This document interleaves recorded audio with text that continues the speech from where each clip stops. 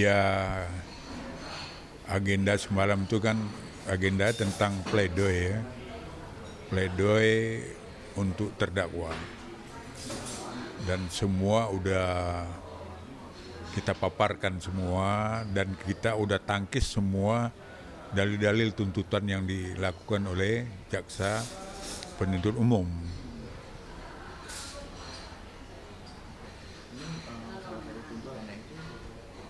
Hmm? Ya.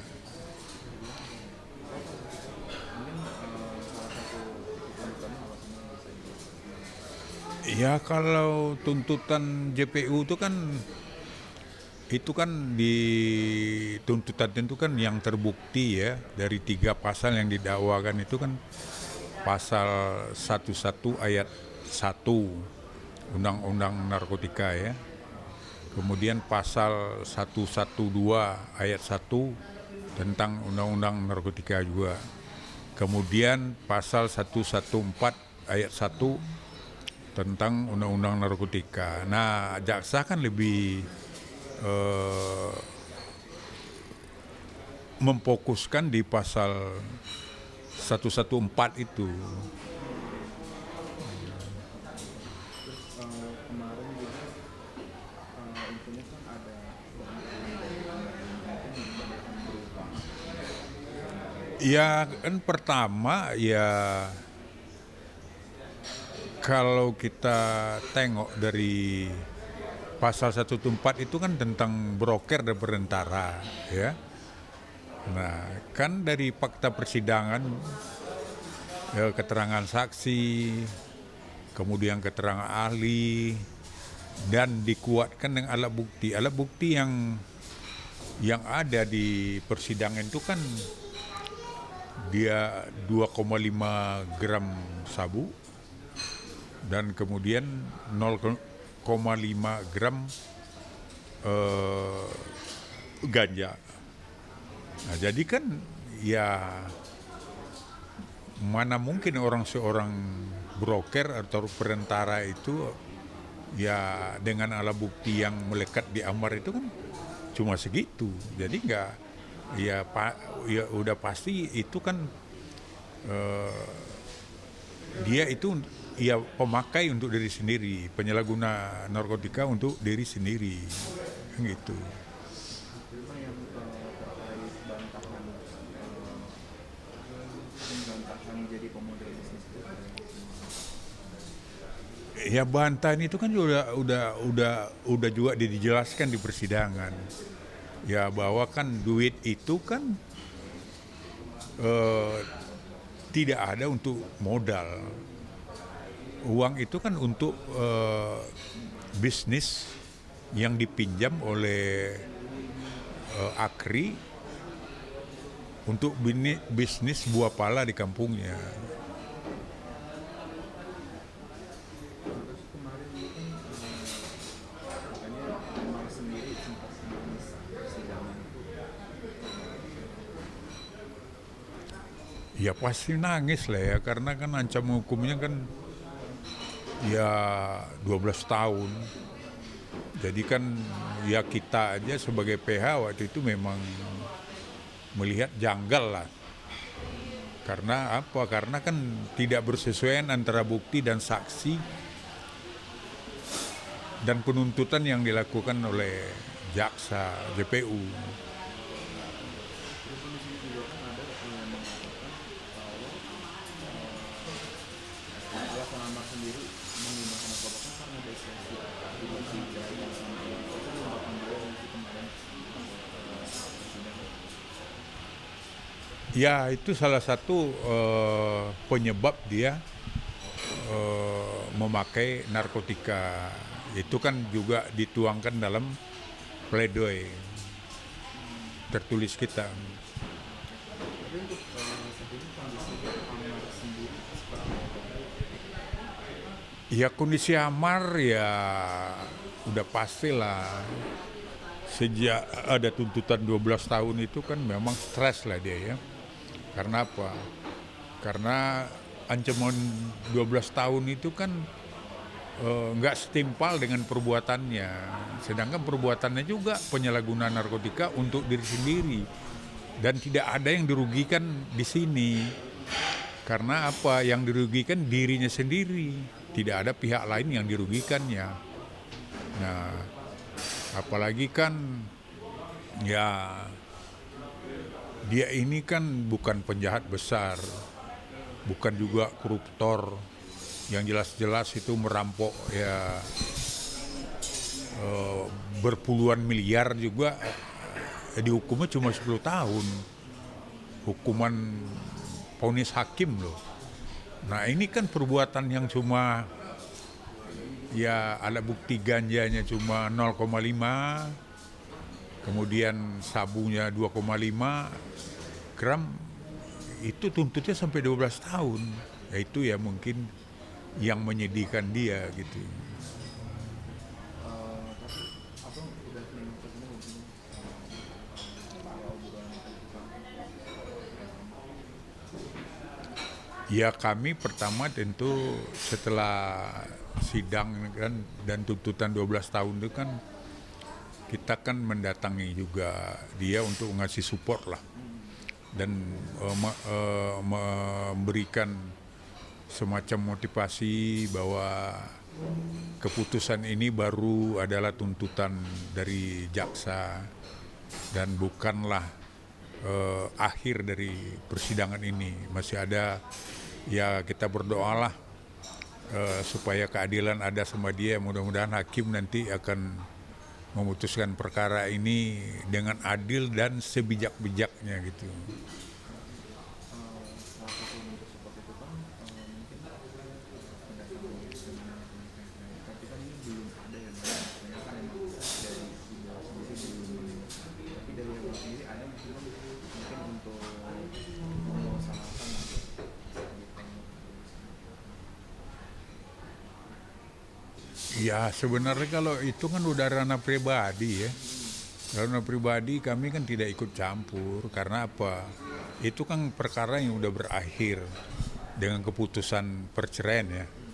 Ya otomatis kan sepanjang tidak ada keluhan dari pihaknya klien ya, amar, ya kita nggak ikut campur.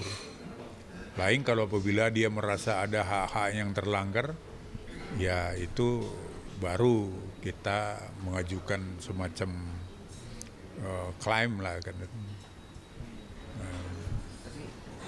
selama ketemu sendiri ada obrolan gitu nggak sih bang? Pengen ketemu sama anaknya atau ada gitu? Ya kita lebih fokus ke perkara yang di pengadilan aja. Dalam hal ini ya perkara pidana.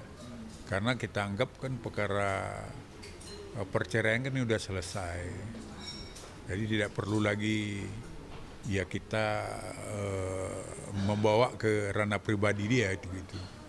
Kan soal yang tadi abang bilang ini kan selama bang Umar di penjara sendiri untuk sendiri gimana bang? Tetap berjalan atau Ya sepanjang nggak ada keluhan dari kedua belah pihak ya kami anggap itu berjalan. Karena kan nggak ada keluhan.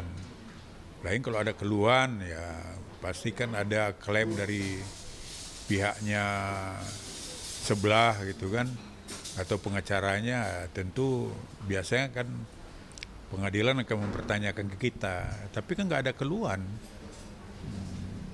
tapi kalau selain abang mungkin dari keluarga sendiri Ya karena itu kan udah ranah pribadi. Kami kan fokus nih sekarang kan cuma perkara pidana aja. Jadi kami nggak ada menanyakan juga siapa yang mengunjungi. Nah, lain kalau ada misalnya yang mau berkunjung, mungkin minta ke kami untuk mendampingi atau menanyakan bagaimana prosedur menyenguk dan kapan boleh melakukan menyenguk tahanan gitu. Nah, jadi misalnya kan dari hari Kamis sampai dari Senin sampai hari Kamis kan gitu. belum adanya apa yang tuntutan 12 tahun ini kondisi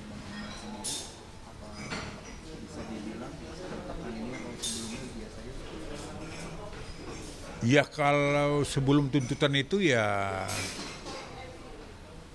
dia lebih ya ibaratnya banyak beribadah, ya kan banyak mendekatkan diri semua agama, kemudian juga ya kondisi psikologisnya baik, tapi ya sejak ada keputusan itu ya tertekan lah psikologinya. Untuk tadi support dari abang sama tim sendiri, respon dari abang sendiri udah lebih lega atau masih kepikiran? Ya kalau pikiran saya yakin masih ya, tapi mungkin dia udah bisa mengerti juga bahwa ini kan bukan akhir dari persidangan ini kan baru tuntutan. Ya kan banyak juga kan keputusan itu berat, ya kan ada yang hukum mati ternyata tidak, ya kan, ya hukuman seumur hidup. Kemudian ada orang yang melakukan kejahatan pembunuhan tiba-tiba bebas. Ya, jadi itu bukan akhir. Jadi dia paham juga gitu. Untuk terakhir agenda berikutnya kapan dan Ya agenda berikutnya kita menunggu tanggapan pledoi kita ini oleh jaksa penuntut umum. Ya tanggalnya Selasa depan. ikut atau Ya kalau itu kan tergantung dari yang mengatur sidang itu kan hakim sama jaksa. Kita ini kan cuma mengikuti aja apa yang ditetapkan oleh pengadilan. Em, Kalau aku sih melihat penonton kita tuh udah pada pinter ya. Mereka tuh sudah semakin jeli memilih mana-mana peserta yang memang layak untuk tinggal dan mana yang harus tereliminasi.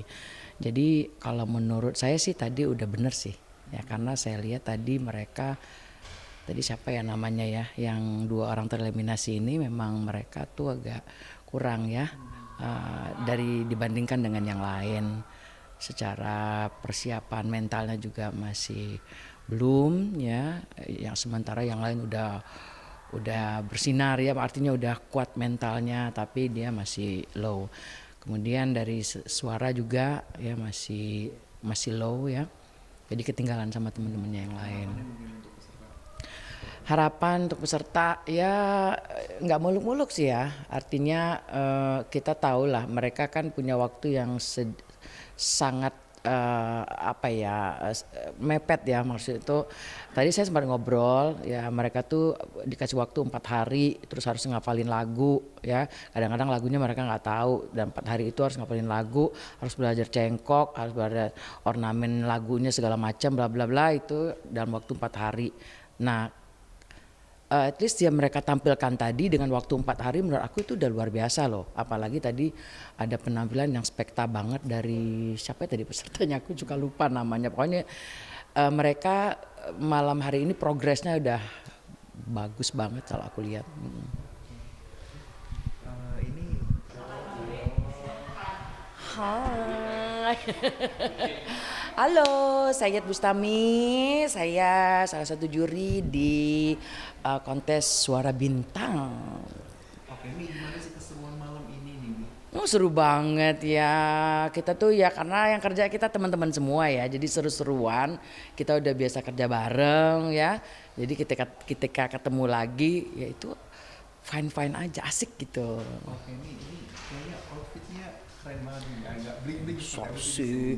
Kalau aku sih memang ditegesin sama wardrobe-nya dari sini. Aku tuh setiap minggu tuh harus pakai silver. Jadi setiap minggu silver dan silver. Jadi harus ada kreasinya ya. Kadang-kadang ya harus kayak beginilah, dikasih bulu-bulu ini. Terus kalau kemarin kan aku pakai topi begini, terus topi-topi ala-ala madam, kan dipanggil di sini madam gitulah. Jadi kemarin pakai topi hitam, sekarang pakai topi putih. Jadi sesuaikan dengan baju ala-ala madam gitu. Kenapa dipanggil madam? Karena memang saya itu pantas dipanggil madam ya. Karena saya tuh action saya, body language dan lain sebagainya itu memang cocok sekali panggil madam. Bercanda. Enggak, sebenarnya itu madam itu nama sebutan teman-teman aja sih, manjain, madam gitu. Akhirnya keterusan gitu. Ini aksesoris di tangan pakai 2 cincin, bisa ditunjukin ya cincin. Hah? Berlian huta huruf. Ini cincin kesayangan aku, setiap saat selalu dipakai. Nggak di perform aja sebenarnya, tiap hari-hari pakai ini gitu. Tapi kalau masalah mix and match ini, Mami gimana? Pede nggak sih dengan yang Jujur boleh nggak sih? Sebenarnya tuh warna yang paling aku nggak suka itu warna silver. Ya, aku paling nggak suka silver. Tapi karena kita harus ngikutin aturan wardrobe-nya di sini, jadi memang kita jurinya kan tim-tim nih. Kalau tim sono pakainya merah, kalau tim sini pakainya silver. Ya, aku harus ikut gitu. Padahal nggak suka banget sama silver. Gimana gitu kalau pakai silver tiap minggu, seolah-olah gue nggak punya baju gitu ya. Kalau penonton kan nonton di rumah kan pasti kok lihat ke bajunya itu kok bajunya silver terus ya kan. Padahal kan detailnya beda gitu. Kalau kemarin kan nggak ada bulu-bulu ini, sekarang ada bulu-bulunya, manja gitu. Terus nih topinya juga sudah berbeza gitu. Nah, kalau makeup butuh waktu berapa lama sih? Make upnya agak lama ya karena saya sudah agak menjelang usia lanjut. Jadi sekitar sejaman lah. Make up itu sejaman. Ono ini pakai baju apa segala macam ya 2 jam lah. Persiapannya. Terakhir mungkin sambil kayak catwalk atau muter gitu terakhir. Jangan dong gue pakai begini. Oh ada aja lu. Halo, nama aku Kanti dari Bandung. Aku Desti dari Palembang. Oke Kak, mungkin malam ini nanti kalian berdua harus terhenti hari ini ya. Tapi apa aja sih nih kenangan-kenangan yang bisa Banyak ya. Banyak banget. Banyak banget ya Des. Kita belajar vokal ya, dilatih gitu kan. Koreo bareng, Koreo, ada iya. sedihnya, ada gembiranya. Iya, terus seneng-seneng. Terharu pokoknya. Pokoknya seru banget di sini. Aku banyak banget dapat pengalaman di sini. Alhamdulillah ya. Terus kalau untuk sesi coachingnya sendiri gimana nih? Buat juri-juri semuanya, Terbaik lah. iya, Udah memberikan yang Udah, terbaik iya. buat kita. memberikan kita ilmu juga Iya, banyak banyak dari mulai misalkan teknik vokal yang kayak gitu-gitunya semuanya ya berguna banget buat aku terkhususnya karena kan kita baru pertama kali ya Des ya ikut kayak gini Iya, ya. pertama kali tampil di MNC Di TV. MNC TV. Jadi banyak banget sesuatu yang wah gitu kan. Gak nyangka. Kayak iya gak nyangka banget. Alhamdulillah. Termasuk salah satu kebanggaan juga masih bisa. Sangat, Iya, sangat bangga. sangat bangga sekali karena untuk berada di top 11 ini tuh sesuatu hal yang tidak mudah ya, banyak sekali tantangan dan Lawan-lawan Iya, yang lain terus, kan kita udah bisa ngalahin, bener nggak? di antara ribuan orang Iya. kita bisa terpilih Sampai sebagai 11 besar. kontes suara bintang ini gitu. Oke, walaupun kalian harus terhenti di mimpi, berarti nanti apakah ada rencana tetap fokus di bidang karir dangdut atau seperti apa nih? Iya, harus tetap fokus. Maksudnya keluar dari sini jangan berhenti tuh, Jangan jangan berhenti. down gitu. Jangan harus karena kita semangat keluar lagi. kita udah aja gitu tidak bernyanyi dangdut. Kita Karena di tetap sini dapat berkarya. pelajaran Iya. lebih banyak. Jadi kita gunain pelajaran di sini tuh untuk di luar, untuk ya di dunia yang sesungguhnya gitu. Di